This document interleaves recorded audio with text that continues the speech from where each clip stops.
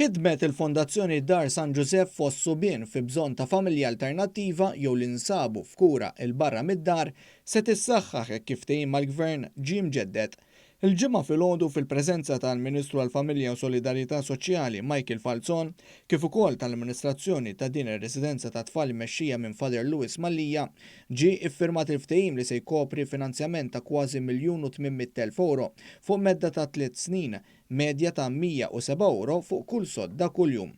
Il-Fondazzjoni Dar San Giuseppe tagħti ħajja normali lil dawk is-subien li jkunu qegħdin jaffaċċjaw sfidi fi stadju sensittiv ta' tfulija u l-adolescenza. Il-Fondazzjoni tipprovdi wkoll għajnuna psikoloġika, soċjo-legali u edukazzjoni fit-tul fost oħrajn lil dawn is-subien. Il-Ministru Michael Falzon qal li x-xogħol fuq il-ftehimiet soċjali baqa' għaddej għax il-persuni vulnerabbli ma jistgħux jistennew jew jitilfu għajnuna. Il-ħajja trid tibqa' tkompli. U hekk qegħdin naraw li tibqa' tkompli anke fejn tidħol għajnuna tal-Gvern fejn tidħol imbagħad per trobbija ta' tfal u kura ta' tfal f'ċerti ċirkostanzi. Il-Ministru Michael Falzon ħabbar li tul din is-sena l-Gvern alloka aktar minn €17 miljun sabiex jassisti 44 għaqdiet mhux governattivi u oħrajn volontari.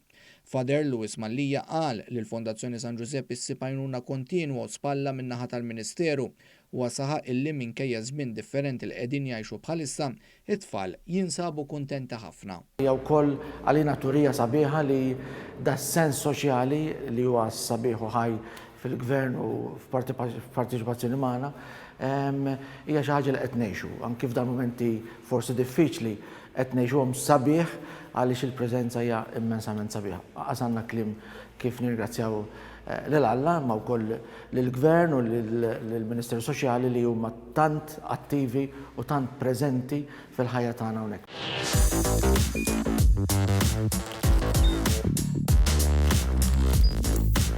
Idħol fuq one.com.mt u hemmhekk tista' tara l-programmi kollha li jxandru fuq One permezz ta' One Play.